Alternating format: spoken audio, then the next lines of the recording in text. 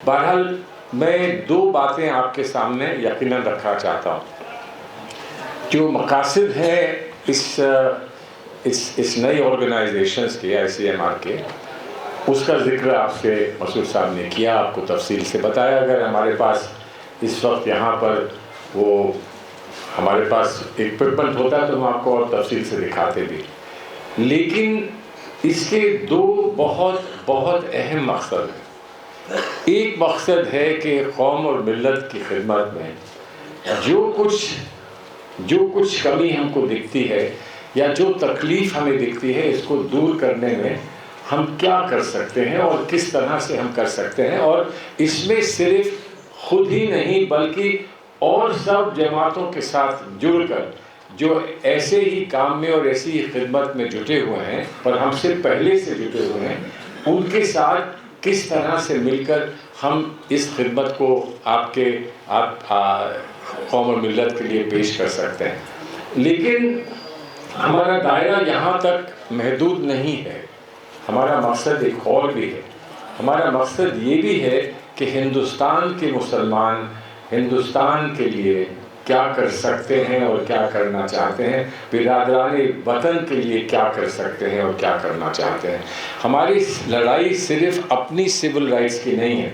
उस पर भी यहाँ बड़ी तफसील से गुफ्तगू हुई कि हमारी लड़ाई सिविल राइट्स की है। सिविल राइट्स पहले समझने होंगे और यकीनन सिविल राइट्स पहले समझने होंगे, और फिर सिविल राइट्स समझने के बाद उनकी जुस्तजू में किस तरह से जुटा जाता है और किस तरह से हर एक से मदद दी जाती है, वो एक हिस्सा है। दूसरा हिस्सा ये है कि हम सिर्फ अपने लिए नहीं बल्कि पूरे मुल्क के लिए, पूरी मुल्क और कायनात के लिए हम कुछ करके दिखाना चाहते हैं, ताकि लोग ये कहें कि हिंदुस्तान के मुसलमानों ने पूरे मुल्क के लिए जो किया है और पूरी आवाम के लिए जो किया है, वो एक बहुत बड़ा और एक बहुत बड़ा अहम काम है। तो सिविल राइट्स जिसके भी हो, यकीनन जो लोग कमज़ोर हैं और जो अपनी लड़ाई लड़ नहीं सकते, वो चाहे डिसएडवांटेज लोग हों, वो कमज़ोर लोग हों, वो माइनॉरिटी के लोग हों, वो दलित हों, वो ट्राइबल्स हों, उनको यकीनन हम मदद करना चाहते हैं। लेकिन कहीं कोई शख्स अपने आप को अकेला पाता है, हम ये नहीं पूछेंगे उससे कि तुम्हारा मज़हब क्या है, तुम्हारी ज़बान क्या है, तुम कहाँ के रहने वाले हो। हिंदुस्तानी है तो हमें उसकी मदद करनी है, इंसान है तो हमें उसकी मदद करनी है। तो कोई ये ना समझे कि मुसलमान आपस में मिले और उन्होंने अपने लिए एक जमात बना ली। कोई ये ना समझे, हम जो भी जमात बना रहे हैं वो पूरे हिंदुस्तान के सब लोगों के लिए बना रहे हैं। कहीं दर्द दिखे तो उस दर्द को हम दूर कर सकें, कि जहाँ भी अंधेरा दिखे वहाँ हम एक चिराग जला सकें, और इसको ही अपना मकसद बनाकर हम आगे बढ़ने की कोशिश कर रहे हैं। आपने इतने गौर से पूरी बात सुनी है, इसलिए आपसे एक इल्तिजा ये है कि हमें यकीनन चाहता था अगर वक्त और होता है कि हम आपसे गुफ्तगू करें, सिर्फ तकरीरें ना हो, हमारी गुफ्तगू हो, आप भी कुछ कहें हम भी कुछ सुने। ऐसा नहीं हो सकता कि हम सब जानते हैं, हम तकरीर करें चले जाएं। बहुत कुछ आपके भी तजुर्बे हैं, आपको भी बहुत समझ है, बहुत गहरी समझ है, और आपके तजुर्बों से हम फ़ायदा उठा सकते हैं। तो अगर आप और हम गुफ्तगू करें, आप कुछ कहें हम सुने, हम उस पर कुछ तहरीक में लिख लें, उसके बाद फिर हम आपको जवाब दें और फिर उस गुफ्तगू को आगे बढ़ाएं, ये भी हमारा एक मकसद है। लेकिन शायद वो आज पहली मुलाकात में मुमकिन नहीं हुआ, वक्त की कमी थी। हालांकि हम लोग यहाँ 11 बजे आ गए थे, 11 बजे से अब 3:45 होने जा रहे हैं। इतना लंबा वक्त था, लेकिन तब भी यहाँ आप लोगों से जिस किस्म की हम गुफ्तगू चाहते थे वो ना नहीं हो पाई। अब तीसरी बात बताना चाहता हूँ। एक बात कहना चाहता हूँ जी सर, आप सुप्रीम कोर्ट के वकील हैं और जाने पहचाने वकील हैं। आप इस बात को जानते हैं कि हमारे कौम के लातादाद बच्चे जेलों में बंद, और इंडिया की हर स्टेट में, ख़ासतौर पे गुजरात में मैं जानता हूँ, वहाँ काम कर चुका हूँ, 80% से ज़्यादा बच्चे जो हैं वो मुसलमान हैं। बग़ैर किसी चार्ज को प्रॉपरली फ्रेम किए हुए उनको डाल दिया जाता है। और अभी आज की खबर थी कि 2 बच्चे छोड़े हैं गए हैं 2 साल के बाद, और उनके ख़िलाफ़ कोई भी चार्जेस नहीं फ्रेम किए गए और उनको ऐसा छोड़ दिया। तो इस तरह के जो काम हो रहे हैं सर, इसमें या तो पुलिस के ख़िलाफ़ जिसने इंक्वायरी बगैर किए हुए जज साहब की कंसेंट से उनको अंदर भेज दिया, उन पर एक्शन होना चाहिए। और आप जिस तरह से लीगल फॉर्म एक बना रहे हैं उसमें इस तरह के केसेस को ज़रूर किया जाए, स्टेट वाइड जिम्मेदारी दी जाए, जिससे इस तरह के बेगुनाह बच्चों को घर से उठा के बंद न किया जाए। प्रेशर कुकर होने पे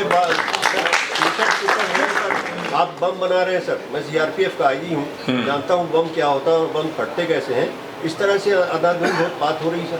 और हमारे वकील हैं, जैसे पिछले CA में NRC में हुआ था, लखनऊ में बहुत से वकीलों ने 100 लोगों को ज़मानत दिलाई और उसमें लाख रुपए लग रहे थे सर ज़मानत देने के।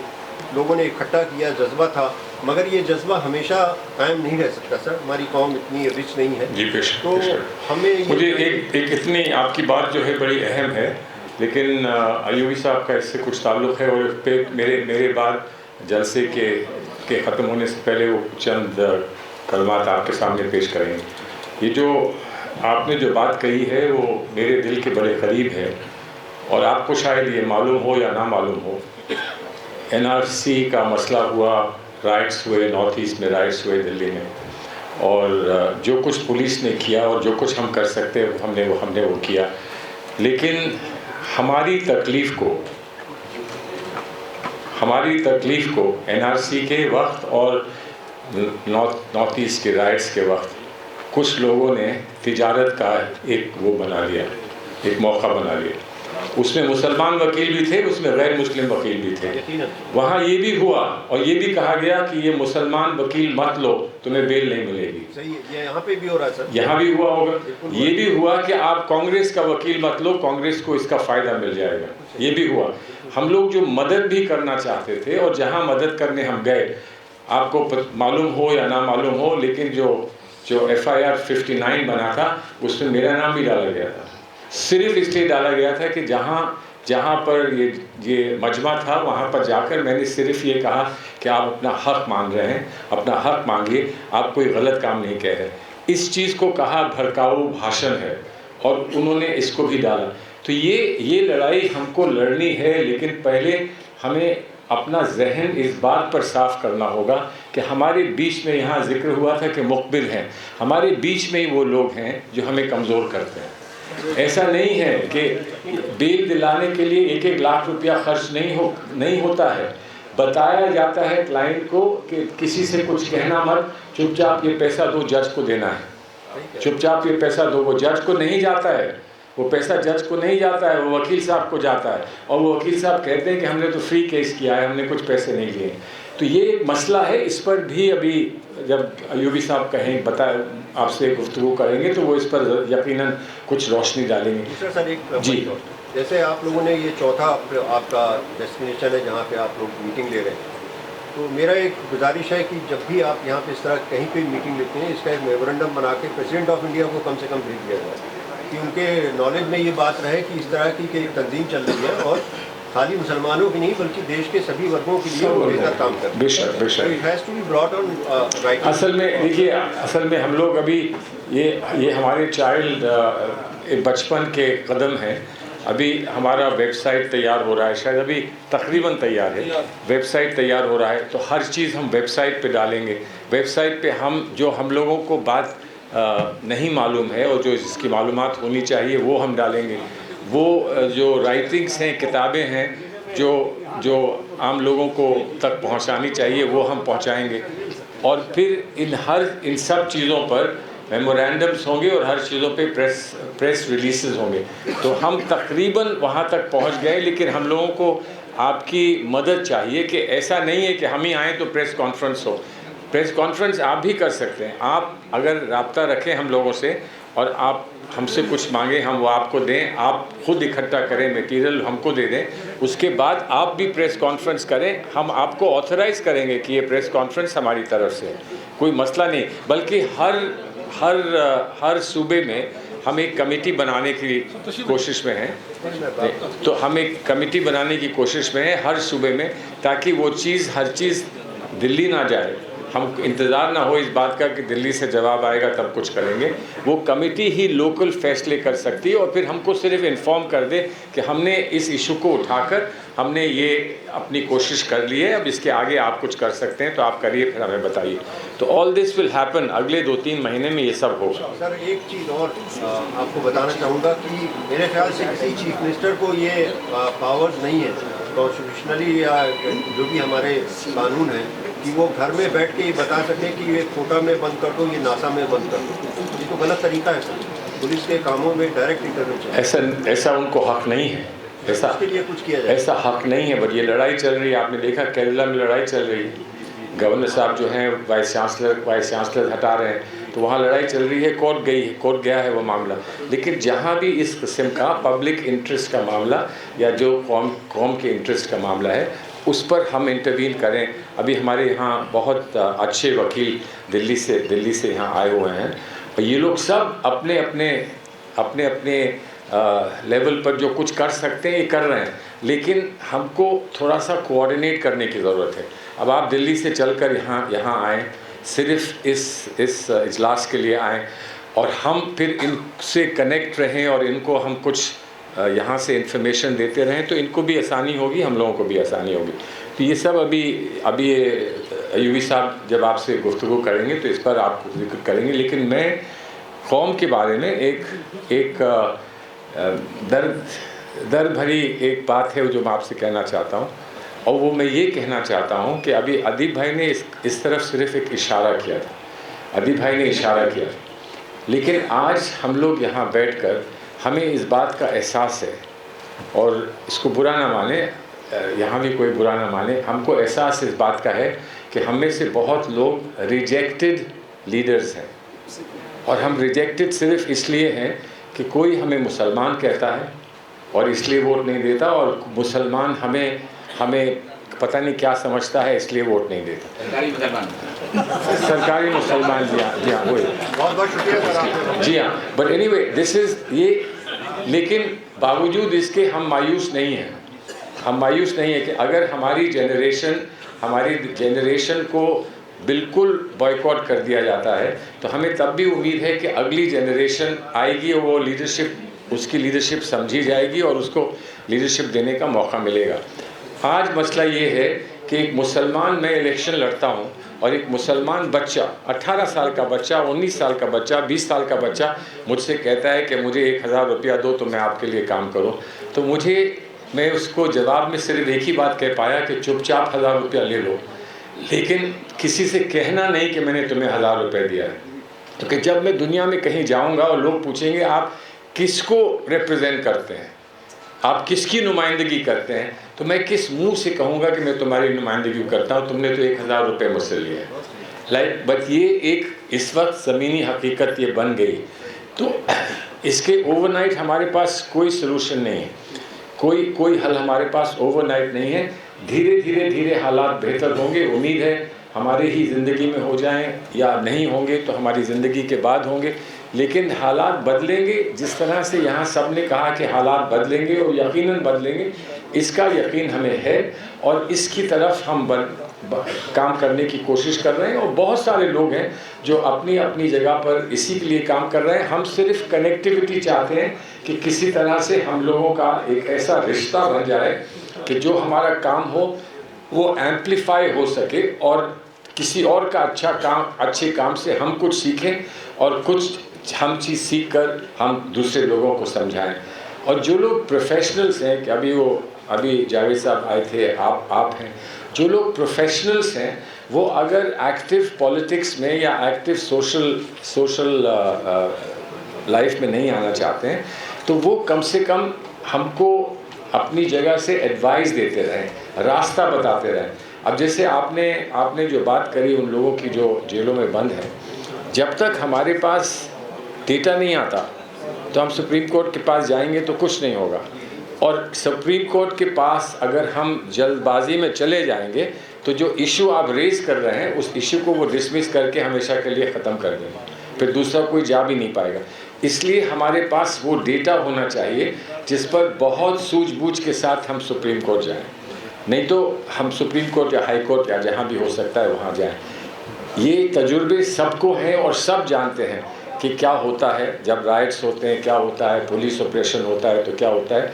मतलब जहाँ ट्राइबल्स के साथ होता है या कश्मीर में होता है वो तो कुछ बात और ही है, लेकिन हमारे यहाँ उत्तर प्रदेश में होता है और आदमी सिर्फ सहम के डर के 200-400 रुपया खर्च करके फिर घर बैठ जाता है कि अब इसको हम रेज करेंगे तो ये मामला और बढ़ेगा, क्योंकि माइट ऑफ द स्टेट से लड़ना आसान नहीं है। अब वो सुप्रीम कोर्ट अपने जजमेंट्स में कह देता है कि might of the state was against him और अब हम इनको राहत दे रहे हैं, अब हम इनको राहत दे रहे हैं। और ये माइट ऑफ द स्टेट से कब तक लड़ते अगर हम राहत ना देते। लेकिन वो इक्का दुक्का केसेस में होता है और हज़ारों लाखों ऐसे केसेस होंगे जो बेचारा माइट ऑफ द स्टेट के सामने टूट जाता है, वो आगे जा ही नहीं पाता। तो आप लोगों से गुजारिश सिर्फ ये है कि ये कह देना काफ़ी नहीं है, ये कह देना काफ़ी नहीं है कि हमारी क़यादत नहीं है, हमारे पास अच्छी क़यादत नहीं है और हमारी क़यादत जो भी रही है उसने हमें लेट डाउन किया है। ये काफ़ी नहीं है, क़यादत ढूंढिए। कोई आकर आपसे कहे कि आप मुझे ही कायद बना लीजिए, वो गलत है। कहने वाले तो होते हैं, हर एक की जुस्तजू होती है, हर एक की ये ख्वाहिश होती है कि हमारी कौम हमको कुछ माने।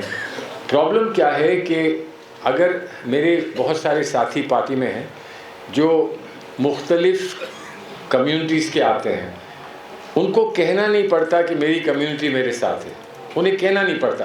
अब समाजवादी पार्टी को ले लीजिए, समाजवादी पार्टी में किसी लीडर को नहीं कहना पड़ता कि मेरे यादव मेरे साथ है। हम बल्कि एनालाइज करके बैठते हैं कि इतने यादव हैं तो इतने यादव उनके साथ होंगे। हम हिम्मत नहीं कर सकते कि हम ये कहें कि मुसलमान हमारे साथ हैं, और अगर हम कहें कि मुसलमान हमारे साथ हैं तो वो बात सही नहीं होगी, क्योंकि मुसलमान हमारे साथ नहीं है। तो हम क्यों कहें कि मुसलमान हमारे साथ हैं? और अगर हम कह दें कि मुसलमान हमारे साथ हैं तो हम मुसलमानों के लिए और बड़ी मुसीबत खड़ी कर देते हैं। तो ये मसला कैसे हल होगा कि हमको यकीन हो कि हमारे साथ हमारी कौम है और हमारी कौम को यकीन हो कि हम उनके साथ हैं। ये मसला हल कैसे होगा? हर एक आदमी हमसे हिसाब मांगता है। अब मैं आपको बताऊं, मेरे बाद रहमान साहब माइनॉरिटी मिनिस्टर थे और शायद आपका भी ये एक्सपीरियंस रहा होगा। जब मैं माइनॉरिटी मिनिस्टर था तो मुझसे हवाला ये मांगते थे, एक्सप्लेनेशंस मांगते थे कि आपने कहा था 20,000 स्कॉलरशिप्स होंगी, 19,000 स्कॉलरशिप्स आई हैं, अब आपका क्या जवाब है? 19,000। अब जो है वो 20,000 की ज़ीरो स्कॉलरशिप्स आती हैं और कोई बोलता नहीं, कोई कुछ कहता नहीं, किसी से कोई कुछ नहीं कहता कि वो ज़ीरो स्कॉलरशिप्स आती हैं। और हमसे एक स्कॉलरशिप का हिसाब मांगा करते थे, एक स्कॉलरशिप का हिसाब मांगते थे। तो जो कुछ भी स्ट्रक्चर कमेटी में हमने करने की कोशिश की वो सब कुछ कामयाब नहीं हुआ, क्योंकि हम मरकज़ से सिर्फ पैसा भेज सकते थे, स्कीम भेज सकते थे, उसको अप्लाई करना और उसको इम्प्लीमेंट करना जो था वो सूबे की हुकूमत का फ़र्ज़ बनता था। अब सूबे की हुकूमत पैसा डाइवर्ट कर देती थी, जवाब हमको देना पड़ता था कि आपने कहा था इतनी स्कॉलरशिप देंगे, वो स्कॉलरशिप्स कहाँ गई। तो ये एक बहुत बड़ा मसला है। तो ये और लोगों के सामने है, उससे हमको कोई गुरेज नहीं अगर वो हमको गलत समझते हैं, लेकिन हमारी अपनी कौम हमको गलत समझती है और हमारी अपनी कौम हमारे साथ खड़े होने को तैयार नहीं है। तो फिर हम किस काम के हैं? हम किसी काम के नहीं हैं। और हमारी पार्टी हमसे ये कहती है, माफ़ करेंगे जो मैं पार्टी की बात कर रहा हूँ, लेकिन हमारी पार्टी ये कहती है कि हमें ये दिखाओ तुम्हारी कौम तुम्हारे साथ है, और हम दबे मुंह से सिर्फ यही कह सकते हैं कि आपने हमें ऐसा छोड़ा कहाँ कि हमारी कौम हमारे साथ है। ठीक है, तो हम तो दोनों तरफ से पिटते हैं, लेकिन जो कौम के लोग हैं वो ये समझते हैं कि इनके बड़े ऐशो आराम में, बताइए कितने बड़े ओहदों पर हैं, इन्हें तो परवाह ही नहीं है, गरीब की इनको परवाह ही नहीं है, इनको किसी की परवाह नहीं है। तो ये बड़ा मसला है। फिर हम सब लोगों के लिए, हम लोग जो एक्टिव पॉलिटिक्स में हैं, हमारे लिए ये मसला है कि वो साहब कहते हैं कि आप फ़र्रुखाबाद रहा करिए, ठीक है। उसके बाद वो 10 दिन बाद मुकदमा लेकर आते हैं और कहते हैं मेरा ये मुकदमा है 302 का ही होता है, हमेशा 304 302 का होता है और उससे कम होता नहीं है। तो 376 वगैरह भी होता है कभी कभी, लेकिन वो कहते हैं गलत फंसाया है पुलिस ने। तो जब वो मुकदमा लेकर आते हैं तो मैं उनसे ये कहता हूँ कि भाई मैं अगर फर्रुखाबाद में ही रहूँ तो ये मुकदमा कैसे लड़ूंगा। नहीं, कहते मेरे मुकदमे के लिए आप दिल्ली रहिए, उसके बाद आप फर्रुखाबाद आइए। तो अब ये लेकिन ये रियलिटी है, ये रियलिटी है। और फिर एक साहब जो कभी इलेक्शन नहीं लड़े हैं, वो फहरिस्त निकालते हैं इलेक्शन के वक्त और कहते हैं आप तो ये हार गए थे, आपको तो यहाँ वोट नहीं मिला था। वो कभी इलेक्शन नहीं लड़े हैं, उनसे कभी किसी ने सवाल नहीं पूछा है, लेकिन वो पेपर निकाल के लाते हैं और कहते हैं आप तो विनिंग कैंडिडेट नहीं हैं। तो अगर विनिंग कैंडिडेट हम नहीं हैं तो कोई और अच्छा विनिंग कैंडिडेट आए, कोई मसला नहीं है, हम किसी और विनिंग कैंडिडेट को खड़ा करेंगे। लेकिन अब की लास्ट इलेक्शंस में जो हमारी पार्टी का हशर हुआ है उत्तर प्रदेश में, तो वहाँ विनिंग कैंडिडेट 2 हैं। तो हर एक, उसके अलावा हर एक जो है वो लूजिंग कैंडिडेट है, और वो सिर्फ लूजिंग कैंडिडेट नहीं है बल्कि वो डिपॉजिट लूजिंग कैंडिडेट है। तो अब हम विनिंग कैंडिडेट कहाँ से लाएं? Sorry, not only 2% vote only. नहीं, 2% vote and 2 candidates and 2 candidate. तो हम विनिंग कैंडिडेट्स ढूंढ के लाएं तो कहाँ से लाएं? क्या आप विनिंग कैंडिडेट लेके आइए, विनिंग कैंडिडेट कहाँ से लाएं? ये all this will have to be considered. हमारी कौम को इस पर गौर करना पड़ेगा। स्कूल बनाना, कॉलेज बनाना, अच्छे काम करना, इट्स एब्सोल्युटली इंडिस्पेंसिबल, वो तो करना ही करना है। और जो लोग स्कूल बनाते हैं उस उम्मीद में नहीं बनाते हैं कि अब मैं एमपी बन जाऊंगा क्योंकि मैंने स्कूल बनाया है। वो स्कूल बने और स्कूल बना रहे और अच्छा रहे, वही काफ़ी है। एमपी बनने की कोई ज़रूरत नहीं है, लेकिन कोई ना कोई तो एमपी बनता ही है। और जो एमपी बनता है तो जो स्कूल बनाने वाला है वो बन जाए तो शायद बेहतर है, और जो कभी स्कूल नहीं गया वो बन जाता है तो वो कैसा एमपी बनता है? ये एक मसला है। तो ये, और अब एक और बड़ा मसला हो गया है। अब इस वक्त जो मसला है, देखिए मैं खुलकर आपसे ये बात कह रहा हूँ, इस वक्त जो मसला है वो ये है कि कोई भी पॉलिटिकल पार्टी मुसलमान को नहीं चाहती है।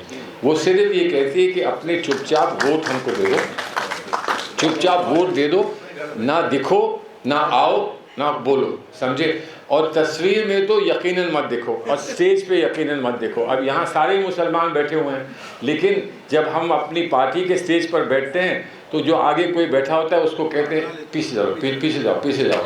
तो आगे कोई मुसलमान दिखता ही नहीं है। उसके बाद कहते हैं कि मुस्लिम वोट कहाँ गया? अब हम कहाँ से लाएं मुस्लिम वोट?